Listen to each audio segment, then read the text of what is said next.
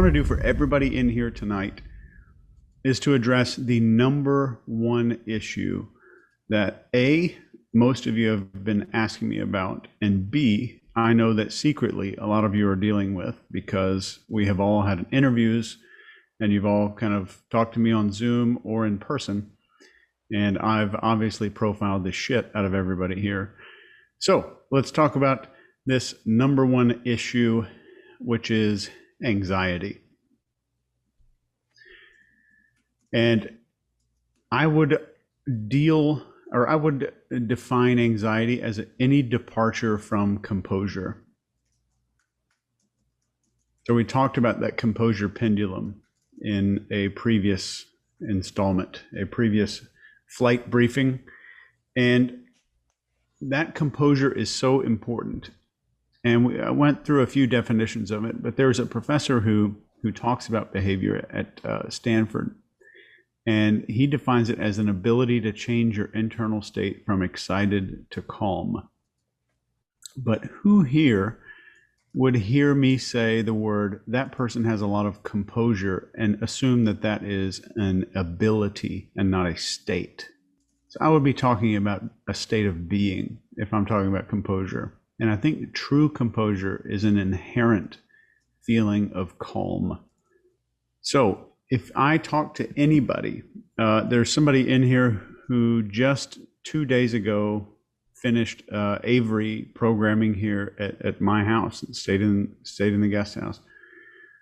And all of the goals that I see from most people, I want to be more confident. I want to be able to read people better. All of these goals stem from a feeling of safety. And I challenge you to look at your goals and look at your behavioral goals for yourself and find something that if I don't ask you 100 questions about that one goal, because that would do this, and why would that do that, and why, and why, and why, and I kept digging down. If that didn't boil down to safety, then that's a different issue. But I would say a lot of our goals, at the very root cause, if we boiled them down, will wind up with safety on the bottom. So let's talk about this for just a minute. The brain is a pattern-seeking machine. It looks for patterns. It makes predictions. And it makes predictions so it can look for more patterns. And then it finds patterns so it can make better predictions. That's what the brain does. That's kind of all it does. If you look at anything, an emotional chain, learning to behaviorally profile another person, learning any new skill, it's all about, I'm going to pay attention and look for patterns so that I can predict what's going to happen. That's the human brain. Everything in all of neuroscience will boil down to that one little sentence, according to me, anyway. But I think that if we just say safety, we can kind of replace that with comfort. Because if we feel completely internally comfortable, so if, one of these states that I want you to try to memorize is feeling at home. So if I'm in a new environment and I can make myself feel at home or remind myself that I'm completely at home here, things start to change. My behavior starts to change right away because I'm comfortable. I am at home. But just think about the things that we hear most from people, what they want out of mastery and what they want out of their lives. If you're a coach, if you're a business coach, or you're a healing type of person, a therapist or something, comfort is the cornerstone and the base of everything else. So we hear people talk about, I want more confidence. I want to be more confident. I want to have more composure in my general interactions with other people. I want to be a better leader. I want more gratitude. I want more enjoyment. I want to feel more motivated. I want to be more dominant, obviously in a positive way. I want to be more mature. I want to have better social skills. Every single one of those boils down to feeling comfortable. All of them. And feeling at home in a situation. We talked about Bill Clinton being able to whoop everybody's ass in persuasion, even though he's not using some secret banned technique. That's because he's comfortable. He's comfortable talking to people. He's at home wherever he goes. And I want you to process this following sentence without trying to write it down immediately, because I'll say it a few times. I want you to take a second to really process this without grabbing a pen. When the body feels safe, the mind feels safe. So with any goal that we're doing, we have to start with physiology. When the body feels safe, it's sending safety signals upward to the brain. Yes, that's a real thing. That's actual science, not metaphysics. It's actually sending safety signals to the brain that says, okay, the body's relaxed, I can relax now. So let's think about this for a second. When the body feels safe, the mind feels safe. So we have to start all of our goals with physiology. And when I'm talking about physiology, I mean tricking your body or forcing your body to send safety signals. I may have mentioned this before, but one of the fastest ways to hack into this is a drug, a prescription medication that is basically harmless called methocarbamol. And it is a non-drowsy muscle relaxer. I think it has a brand name called Robaxin. But I want you to just process, of course, talk to your doctor. I'm not a doctor. I'm not giving you medical advice, psychological advice, or anything like that. But what this drug does, the first thing I see when I see a person that has anxiety or fear problems, their shoulders are moving upward during the conversation. They're not relaxed. So, and then their arms start moving into their torso. If I get closer to the camera as we're speaking to each other, if I start leaning in towards that person, their arms move into their body. Everything that's going on is A, muscular tension, and B, the body protecting arteries. So there's under our arms, there's a brachial artery. In our neck, we have the carotid artery. So anytime we experience fear, the body automatically begins protecting arteries and tightening muscles. We're harder to hit. We're harder for a tiger's teeth to puncture if there's muscular tension. Methocarbamol, being a muscle relaxer, stops all of the body fear signals, or not all the way stops them, but very strongly puts the mute button on them, turns the volume down on all of that. So methocarbamol, you have to get it from a doctor, so obviously you would have to talk to a doctor first. But that's not the only problem. If you consider the heart is also a muscle, and methocarbamol kind of works on the heart. And please keep in mind, I'm going to wrap this up in a minute to where you're not going to, like, I'm not saying take this for the rest of your life. To slow the heart down, I would recommend a beta blocker drug, also prescribed by a physician, very, very safe, and very commonly prescribed for stage fright. But it's most often taken by people with heart disease, high blood pressure, any kind of heart problems. It's a beta blocker, which means it lowers blood pressure and it lowers your heart rate. And that's metoprolol is probably the number one I would recommend. If you want a quick acting for single use scenarios, I would do a 50 milligram tablet. And if you want it to spend it a whole day to figure out what that was like, it would be a 100 milligram ER or extended release tablet. Another one is another beta blocker that's similar to metoprolol, which is more commonly seen in Europe, is propranolol.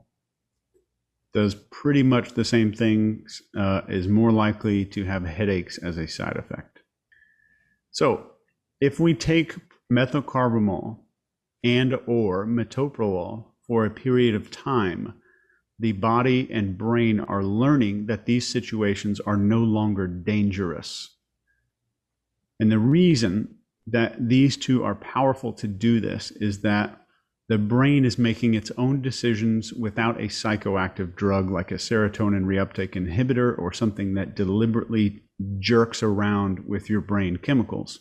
Because an SSRI doesn't fix anything, it treats something. It's not a cure, it's a treatment. You have to take SSRIs for the rest of your life. A beta blocker can basically, and the methocarbamol, can lower the muscles and lower muscular tension over a period of time that's going to increase your feeling of confidence, safety, and comfort. It's tricking your body into sending those signals to the brain. The next one is Claritin, which is an allergy medication. There are 18 known studies in the last 10 years alone that allergies trigger, and even allergies you don't know about it, can trigger forms of anxiety. Obviously, that would be something you'd need to go see a provider for. That could change your entire effing life. So I would say that it's probably worth it. Next in my little mental list here is KT tape, which we talked about the other day. It's a little cylinder of tape that you can buy to trick your muscles or to remind yourself. If my shoulders go up, if I want to tape my shoulder down to my lower abdomen here, the moment I raise my shoulder, I might just make it yank my nipple upward. So it's uncomfortable. So my shoulders move up, and that feels weird to have your nipples get pulled in the middle of the day. So maybe I'll do that. Maybe I'll do it another way to where it reminds me, and I have some kind of physiological reminder to put my shoulders back down. That's what KT tape can do for you. So this one's kind of weird, but it's called Zofran, Zofran. You're probably familiar with the name. Most people, I think, are familiar with the name. It is an anti-emetic, is the medical name, but we normal humans just say anti-nausea medication. It stops nausea from happening. It's a dissolve under the tongue smartly, because if you are extremely nauseous, swallowing pills is not a good idea. Most antiemetics are either dissolved under the tongue, a nasal spray, or you put it up your butthole. That's kind of the only 3 ways to do it. So Zofran and some other ones, this is just the brand or name that I'm familiar with, is an antagonist to serotonin. So it antagonizes serotonin receptor sites. The caution I would give you here from a person who's a neuroscientist is that not all brains will translate this the same way. So for some people, it could spike your anxiety. Some people, it'll drop it to the floor. It's been proven effective, and no one knows why, to treat bipolar disorders, mood disorders, and GAD, generalized anxiety disorder. So it's pretty badass. Definitely worth looking into. But the one thing that all of these things have in common is that they are non-psychoactive.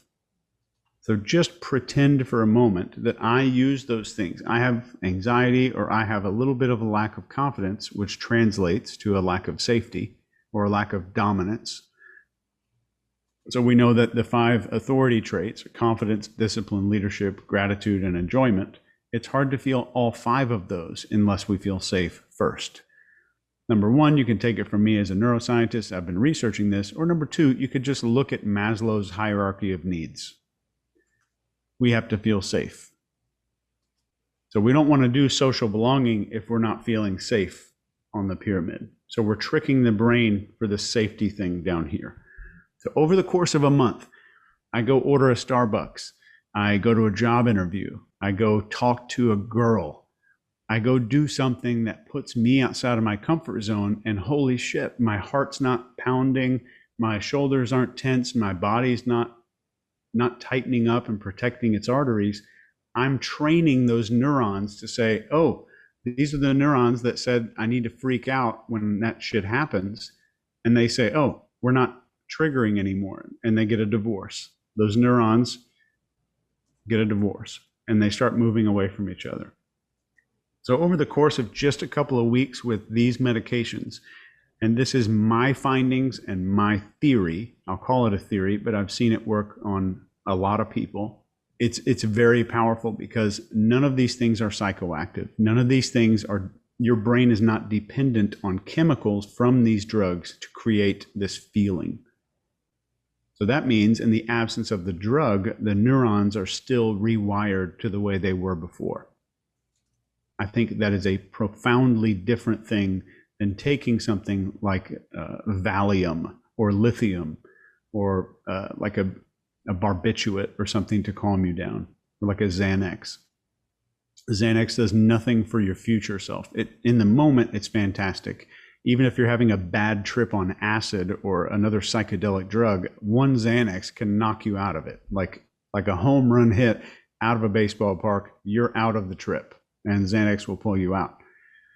But it does nothing for your future. It does nothing to help neurons connect to each other. It's just an in-the-moment Band-Aid for what's going on. So let's talk about really quick the composed leader. I'm going to give you a 5-word phrase that I'd like you to memorize here in just a second, because this is what I've seen in studying these people my entire freaking life, that this is the way they view the world. So when a spike in drama or conflict or stress comes up for these people who are natural leaders, they're naturally confident and dominant in their conversations, composure automatically starts coming in. It's not like this comes up and that they have to remind themselves. Granted, in the beginning, we're all going to have to do that. You will have to do that. But composure becomes, over time, an automatic response to things, because they tend to not actually think these 5 words, but they tend to view the stress situation through the lens of these 5 words. And these 5 words are, this is part of life. So something happens to me, my car gets broken into, something gets yanked out of my car, the airlines lose my luggage. That's how they view the situation from the beginning. The people who are successful in speaking to people, or successful leaders, they view it as, this is just a normal part of life. Yep, Phil got it. But that is not something they have to pull out a note card out of their pocket and look at it to like, oh my God, I'm freaking out, I need to calm down. They're not conscious that they do that. So this is me, like a total douchebag, sitting with these people who are good leaders saying like, okay, all right, so your car catches on fire in your driveway and it burns part of your garage down. What's going to happen now? Like, how are you reacting to this? So this is me asking these like thousands of super awkward, weird questions to these people over a long period of time to distill that down into just 5 words, because that's how they all see the world. They don't all use those 5 words. They describe it in different ways, but it all comes from that one very precise thought process, not just the words, but the thought process of everything that's going on. This is just a part of life. The second thing I've noticed is that all of these people feel comfortable because they know that they have clear boundaries in every single aspect of their life. And they know that when these boundaries are violated, they can set the boundary without being an asshole or a douchebag right away. And they can be very kind and very composed about setting a boundary. And yes, I get it. I carry a Glock every day of my life. And sometimes I hope I never have to, but a boundary needs to be set with a gun. But hopefully never. Every other time, I'm totally fine acting like the biggest idiot in the room just to stop extreme violence from happening. But otherwise, these boundaries can be set very strongly and very clearly right at the beginning, the first time something happens, not the 5th or the 17th or the 9,000th. The first time something happens. Very polite setting of boundaries. And this even applies to like your boss at work. It doesn't mean being an ass. It just means behaving or not behaving like a person owns you. Know where your boundaries are. Know where your boundaries are. It's worth drawing a little circle or doing something on a piece of paper to where I have a clear-cut thing. I've actually processed it consciously. And if boundaries and beliefs and all of this are so vital to our lives, why do we spend 1,000 times more drawing out the price we're going to pay for a car, taking a pencil to paper to figure out how I'm going to design my living room or what couch pillows I'm going to put in the living room? So everything is a little bit skewed for us, that we're used to just letting this happen on accident. But all we're doing is making it happen on purpose, bringing this into our lives on purpose. So how will you, in the future, without an ego, set a very firm boundary? And the second part of that question is, how will you do it instantly when it happens? when something happens. And that's worth rehearsing a few times, if not a few hundred times. So number 3, and this one I think is vitally important, maybe above all else, but I think the first one's pretty good because it keeps us in composure, knowing and understanding this is just part of life. Number 3, and this is performance versus connection mode of interaction. If you read the DSM, which is a dry piece of crap document, if you don't know what the DSM is, it looks like this. And there's a bunch of tabs in here, depending on which book you get, where you can flip to mental disorders and diagnose a mental disorder. This is the most current one. But if you flip to generalized anxiety disorder, which I don't know where it is, so I'm not going to waste your time. So the primary thing in the DSM for all anxiety disorders, every single one of them, number one thing to start diagnosing that disorder as a psychiatrist is a fear of evaluation. That's exactly how they word it. Those are the exact words in the DSM, fear of evaluation. And I always was fascinated with that, because even since the DSM-2, the second one that came out, and people like discredit this book all the time, but it's literally written by like thousands of psychiatrists and doctors who are way smarter than me. And they kind of vote this stuff up, and they kind of have a consensus on this. There's no real science in psychology. It's sad to say, but this is as close as we can get. There's no mathematical numbers that equal schizophrenia. You can't just do a trigonometry function and say, oh yeah, you're bipolar. So it's not like getting a blood test. So this is the closest we got. Let's go back to fear of evaluation though. The fear of evaluation, it specifically means a fear of being evaluated by other people. And I experienced this the first time, like our little Behavior Panel YouTube show hit like 10,000 followers. I had so much fun until like we started recording an episode. And then right before we started filming, I was like, shit, it's like people are commenting on my shirt. They're commenting on my facial hair. And like, it was exhausting, but it happened for one episode. And I didn't realize what was happening then, but it was a fear of evaluation. But let's look at these two different ways of having a conversation with a person. One is a performance and one's a connection. So talking to people should never feel like a performance to you. And I know that it does for many of you. I know that for a fact. You don't have to nod your head. You can blink twice. I got you. All right.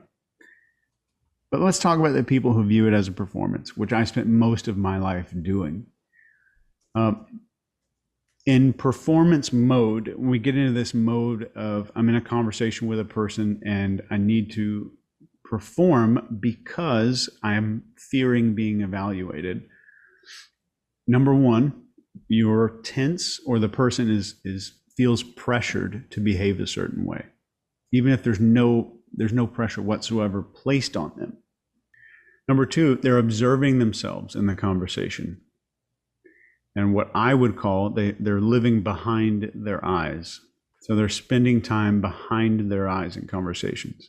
I just went to a hypnosis convention a few weeks ago, and it was in Las Vegas. I'm telling you, at least 65% of the men there were on the spectrum. And it was almost as if they had learned hypnosis, like this is how I'm going to figure out human beings. But everyone you talk to at the hypnosis convention had these feelings of, I need to perform, I'm being observed, I need to act a certain way. And the one thing I saw in common with everybody there is that there's little feeling of connection because they're not in connection mode, they're in performance mode. And people who live this way tend to like have a conversation with a person, and then afterwards they'll find themselves analyzing the event. There's definitely, I just had a call with a really, really mean, like mean as a snake lawyer. His clients hired me on as a trial consultant, and they're like, this guy's a total dickhead. He hates trial consultants. and they were on the Skype with him or the Zoom with him 30 minutes before I was supposed to be on. Little did I know this. And he's all telling them like he doesn't know New York state law. He doesn't know the entire jury selection process. He doesn't know the law. And that's right, because psychology wins most cases and not the law. But I get into the Zoom call, and he's real standoffish for about 45 seconds. And within the 15 minutes, he kicks the other two people off the phone so he can tell me about how he loves neuroscience and how he's been talking about it and ask me a bunch of questions. And then he wants to get my phone number so we can chat on the weekends and have cocktails about neuroscience. But all I did there was a little bit of needs profiling and elicitation. So I'm basically using if you're new in mastery, you'll get to this soon, but I use something called informational altruism. And number one thing, he was expecting me to come in like him, because most human beings expect other people to be just like them. So that's the number one mistake of all salespeople in the world, is selling to themselves and not the customer. So we tend to think everyone's just like me. So I get it right in the call and talk about how insecure I am, talking to attorneys, and how insecure I've just got out of the military. I don't know what the hell I'm doing. And right away, he's like, oh, no. So he starts correcting me, and it was great. And he went from performance to connection, and I was in connection the entire time. So I think it makes a big difference. And we'll definitely get to the rest of that stuff in a bit, or in a few weeks. But the biggest thing that I want you to take away from the performance mindset is the focus is on the self. Focus is on self. So we're behind the eyes. So we could call these two behind the eyes and in front of the eyes. So let's talk about what connection mode feels like and what's the evidence that we see when a person's in the mode of connection. The focus is on the other person, number one. And it doesn't feel like a performance. It feels like you guessed it, a connection. And we're feeling good about the event, but there's a caveat here. They say, oh, that was a great conversation. They feel good about the event without having to recall specific details. They don't need to go relive everything to say, okay, I've ticked all these boxes. Yes, I should feel good about that. Yes, now I can feel good. They feel good about the event or the conversation without having to recall specific details. So next is just feeling relaxed and comfortable. Exactly what we've been talking about, feeling at home. At home. Next is they're genuinely curious about the other person. And finally, maybe most importantly, they're comfortable sharing their own depth of emotion. Because if I'm in performance mode, I have to manage everything that comes out. If I'm not in performance mode, I can just say what I'm feeling. And I don't have to be fake. The first time I started reading body language, I was like 20 years old, trying to approach girls in bars and stuff. Man, I wish I had videotape of it. I would show you guys. It's a board certified douchebag. And I felt like the more I learned about body language, the more I felt like I had to manage, because I would say, oh shit, my thumb is in my pocket. It should be hanging out, or my feet need to be pointed a certain way. And then once I just stopped caring, things got so much more peaceful. That was a good year and a half, that whole process. But here's how to do it. Here's a quick way that I've learned to do it, that I've taught other people to do it, and it almost works instantaneously. So I want you to view your attention and focus in every conversation as if you were holding a camera. So the camera can be in 3, maybe 4 places.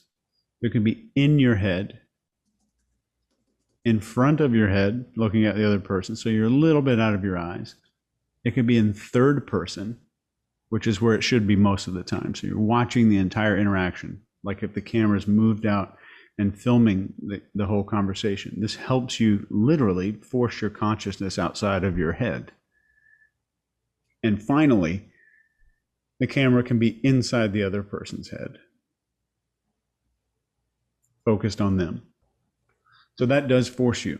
It helps you to see the whole situation with a little more clarity. How the body language is being reactive or non-reactive, how the body language is opening or closing, which is typically, even with all my years of study, that's kind of all I look for in conversations.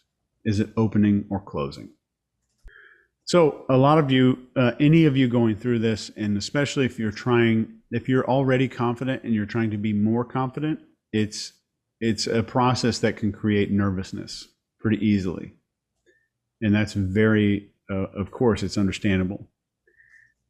But I want you to try to think of all of the times that a reporter asks athletes or Olympic competitors the same question of, like, were you nervous? Are you nervous going out there? Or were you nervous before you went out there? It's a common question. And 99 times out of 100, they say no, not at all. But what are the symptoms of being nervous? Increased heart rate, anticipation, a higher level of expectancy, and scanning what's going on very sharply. That's identical. If you were really excited about something and explained being excited, you would explain the same physiological symptoms. They view that nervousness as something different than us. It's the same exact response, and they just feel excited. They say that they're excited. And if you try this for 3 days, or just for a few days, I promise you, you'll get addicted to it because it works instantaneously. Of just redefining how you're feeling, that nervousness equals excitement. It's just on the viewpoint. So it has the same physiology. And when there's pressure, people, and this is proven by Harvard, this is Stanford, and there's a really good book about this. I'm going to recommend the book to you, but right now I'm going to give you the key points from the book. These are the key takeaways as if you kind of read the whole thing. And the book is called Performing Under Pressure. And the authors are Henry Wessinger and someone Fry, F-R-Y. And they talk about this research in this book at length, but Harvard found that pressure decreases work and the quality of somebody's performance. And when a person gets nervous before a performance, our brains and our friends, think about this, our brains and our friends will tell us to calm down. So now we're in a combative position before something happens because we're trying to control a 6 million year old animal inside your head. So now we're trying to force ourselves to calm down because we're seeing the situation as undesired. If I'm about to talk to a person, my heart rate may need to be up. That's fine. So now, as we're trying to calm down and it's not working, we experience this heart rate as a failure. So before we walk into the conversation, we're already check mark number 1, we've failed once because we didn't calm down when our brain wanted us to calm down. So students who were told to get excited in these experiments, they scored higher on every single test, athletic or academic. They performed better and they crushed their tasks versus the students who were told just to calm down before something happened, a test or an experiment took place. So told to get excited, just suggested that they get excited before something happens, dramatically alters the outcome versus the words calm down. So telling yourself I'm excited from a brain chemical perspective literally manufactures more adrenaline than noradrenaline.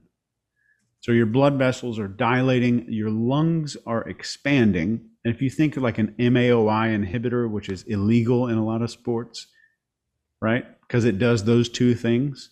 You're injecting yourself with performance enhancing drugs just by saying, I want to get excited about this event. That's exactly what happens in your body. So you have more adrenaline than noradrenaline.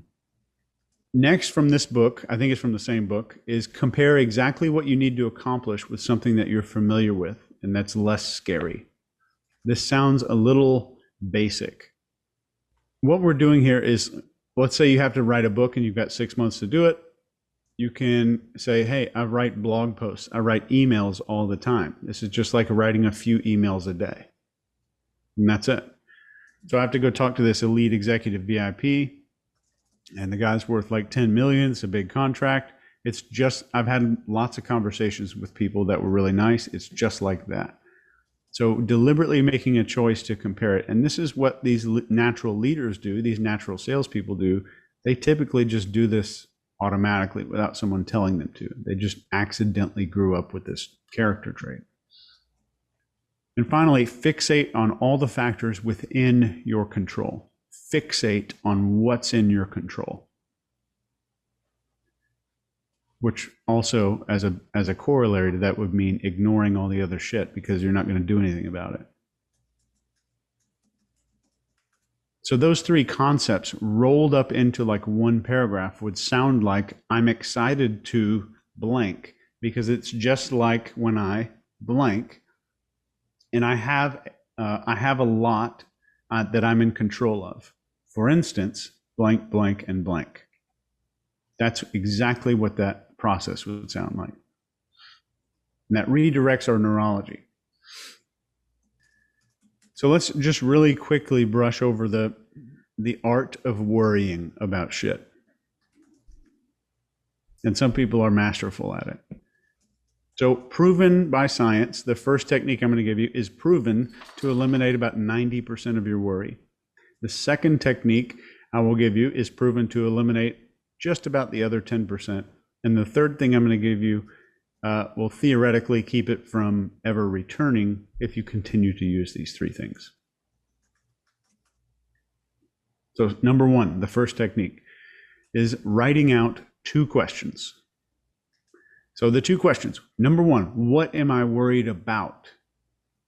I'm worried that when I go talk to the sales guy tomorrow, I'm going to be a complete and utter failure because my armpits sweat a whole bunch and I'm going to be really nervous. And all I have left from the dry cleaners are light colored shirts. Okay. Question number 2 that I would need to write out after what I'm worried about is, what can I do about it? So I know I'm worried about this, this, and this, and here are all the steps I can take before that happens to mitigate all of that thing from happening.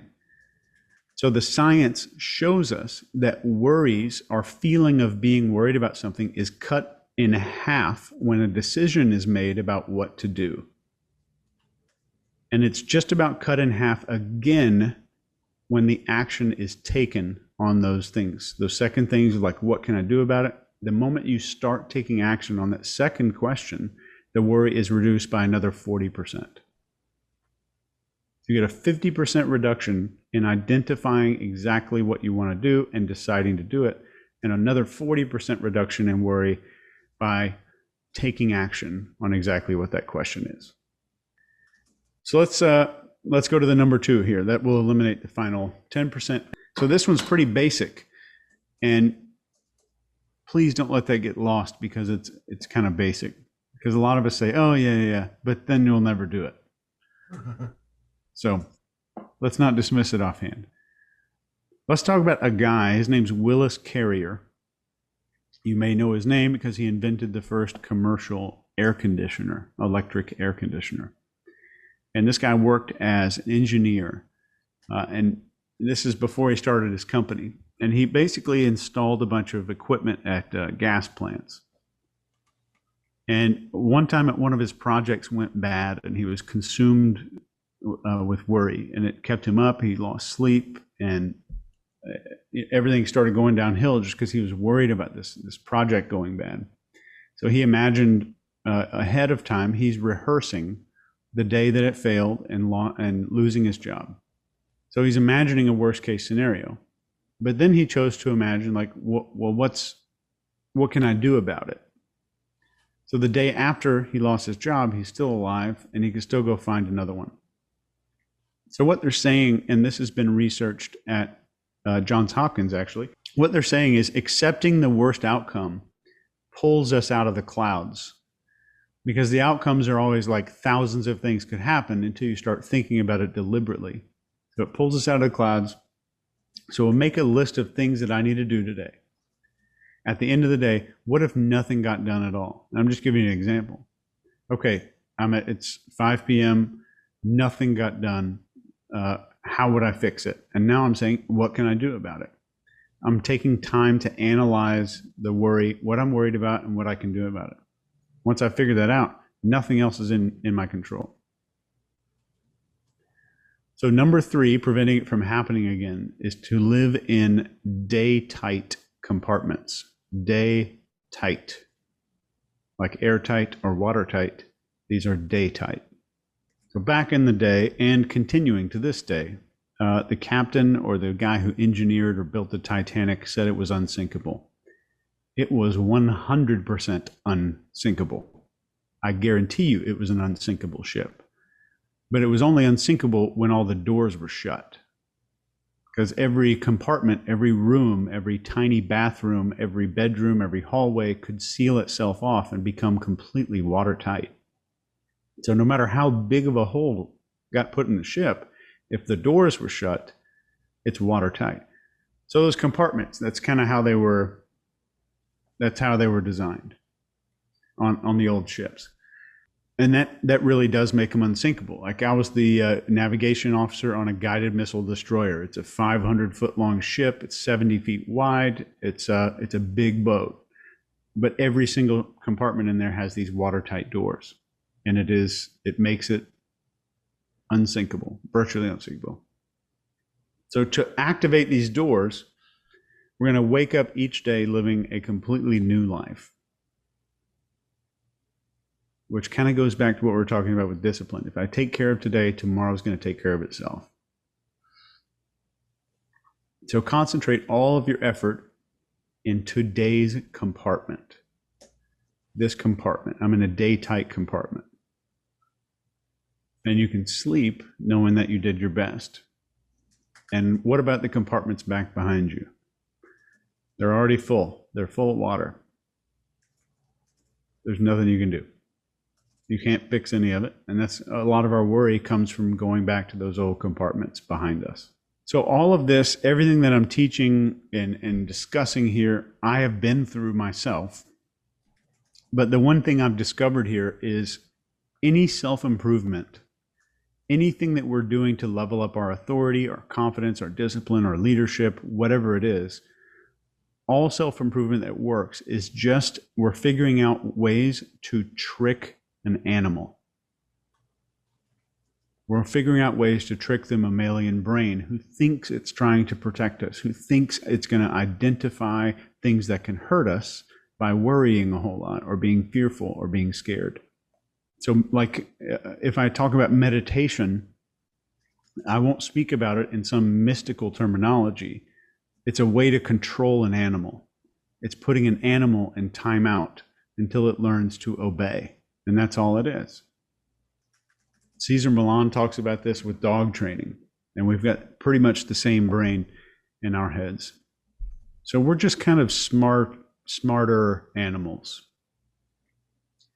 And I think the methods that make us grow and improve are the ones that allow us to influence other people, are just ways to convince an animal to behave differently. We're guiding an animal. I haven't done any research on shock collar effectiveness in humans. I was in Hamburg and I saw some clubs there where that's probably going on. So if you've been really doing the homework for the past couple of weeks, you are now at the level where you can identify scripts that people are running. And hopefully you've come to realize that everyone you see is running some kind of script. And hopefully you're able to say the words, I can also predict what their script probably says. That should be where you are this week. Since we talked about this and we spent a week identifying people's scripts, if you haven't done that, and I can see your face, if you have not done that, you need to be doing that this week. Every conversation, what script is that person running and what would break that script? And we talked about small talk. You should be able to, by now, make someone feel how you want them to feel, make someone feel like they're connected. You should be able to say, I have started to identify what kind of story somebody is living, and we'll get it more into that next week. The power of story, and I'm not going to teach you really how to tell stories. You can just go on YouTube for that. But I'm going to teach you how to hijack the story that a person is living in at that moment, and then make them feel like the hero, and then make what you want them to do feel like the next step in the hero's journey. That was a really long sentence if somebody was typing all that out. But hopefully you now understand, based on everything we've talked about, that no one makes a snap decision ever. So the more initial conditions I create for the outcome, the more likely the outcome is. Initial conditions. Anyone heard of the butterfly effect? It was never called the butterfly effect until like way after. And the guy who published it was laughed out of the room and basically denied a PhD. And that was his doctoral thesis. The original name of the butterfly effect, and I think I have this right, is the law of sensitive dependence upon initial conditions. But I think that's everything. If we look at a police officer who was involved in a shooting, who probably maybe should not have pulled the trigger in that scenario, we also have to look at what was going on. He's going through a divorce, and one of his kids is getting bullied at school, and he just found out the day before. But we also have to look at his glucose levels, because he had a whole lot of crap that day for lunch, and he had a ton of sugar. And we also have to look at how his parents raised him, and whether or not he was bullied in school, and whether or not something triggered something that reminded him of a bully in school. So there's so many conditions. So the more initial conditions are present, the more a final behavior can be determined. And what we're doing in our conversations, when we're talking about people, we're talking about stories, we're understanding what script that person is running, we're manufacturing initial conditions. So everything we're doing when we're talking about priming, and we're not all the way into priming yet. There's 4 different classes we're gonna have on priming, which are increasing levels of complexity. Understanding that the more initial conditions that I create, the more likely the outcome I want is. So from the very beginning of the conversation, I'm starting to prime that person with the manufacture of initial conditions. Okay. And priming is very important. So now you hopefully understand that novelty and authority are the fastest way to compliance. Period. I will go toe-to-toe with any human being that ever lived and argue that point. I have never in my life seen anything more effective. There's no technique. There's no secret hypnosis technique or NLP technique or anything on planet Earth more powerful than authority and novelty. Period. And I will stake my career on that.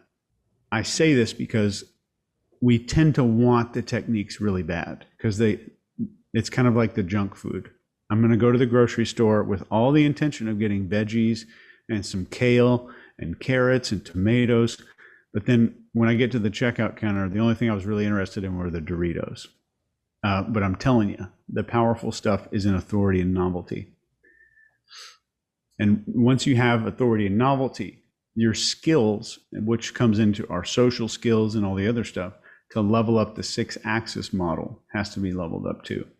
And at this time, if you are having problems with making small talk, I need you to reach out to me. We may need to have another workshop in the middle of the week, or put a video together on how to do this, or I will put on a body cam and go do it so you can see how it works. If this is an issue, then this is a huge hurdle. So if you're having problems making small talk or making someone feel interesting, which is the secret to all small talk, is just making another person feel interesting, I need to know. You don't have to say it out here out loud, but I need to know about it. You need to let me know in an email, because I want you to cross the finish line at the end of this year, not just kind of go through the motions. So when we're talking about small talk, one of the most important things most important advice I could ever give you is making admissions and being very open and honest about your own shit that's going on for you. No one is attracted to perfect people. We don't like them in books. We don't like them in movies. We don't even like them in real life. Nobody would like Superman. He would be the boringest character in the world until kryptonite gets introduced into the story. So, all right, let's go into confidence really quick. Hopefully, you've drastically increased the awareness of yourself, and you've drastically increased over the past few weeks. So like it's growing over the last few weeks. If you're doing the homework, it should be growing. And if that's not happening, or you need some guidance to help you with a course change, I need to know about that. Hopefully everyone's leveling up their discipline as well. We've talked about this. And these are super basic things. I want you to go through and go back to the scripts. I want to go back to identifying every single person. I'm going to go through and figure out what script they're running. What does that script say? So the person at a checkout stand, the moment they say hello, the next thing on their script is start scanning stuff. The next thing on their script may be to make some small talk. I'm going to predict what their script is going to say. It seems benign, it seems ridiculous, but I want your brain to start stretching in the direction of predicting behavior. Even though this seems pretty simple and easy to do, the exercise is worth it. You're teaching your brain, just like when you buy a new car and you see it all over the place, you're telling your brain that that's important. So what we're doing by these exercises is telling the brain that shit's important to us. All right, so make a detailed list from the past few weeks. What needs to be done this week for you? And one of the reasons I do this on Sundays is because I spend my Sunday evenings with a piece of paper planning out the following week. So what do I need to do for you, for a behavioral perspective? What do I need to be doing this week? Do I need to be looking at story, structure, scripts, authority, confidence, discipline? Do I need to go back and actually do the tracker, the personal tracker that Chase told me to do that I actually didn't even download or print out yet? Let's do that this week. So next week, we're starting our big envelope of behavioral skills that is going to start with this story structure. And when I'm talking about story structure, I will tell you right now, hands down, that's why I win cases. I have never in my lifetime lost a court case for any of my clients, not once. And the whole reason that I win those cases is because of what we're going to be talking about next week, and that's story structure. And it sounds so stupid. We're talking about plot and character and the 3-act structure and the hero's journey and all this other crap. That's why I win cases. And it's also one of the most powerful persuasion tools, which we're getting into next week. But to get in there next week, I want you to have the foundation laid. So spend this week in the homework doing these exercises. I'm actually looking at a human. I'm seeing that there's a brain in their head. That 3-pound sack of meat is all there is. I'm not influencing that whole person. I'm influencing a 3-pound sack of meat in their head. I'm seeing script. I'm seeing structure. I'm seeing everything that's going on with this person that we've covered so far. Once that homework groundwork is laid, and that's the only reason I'm urging you to do that this week. I'm ordering you to do that this week, because next week you're going to need that, and it's going to be vitally important for you to have those little neurons kind of start dating each other. They're not married yet, but they're definitely doing it. They're getting close. They're sleeping together. So get those neurons in bed together this week for all of those things, please.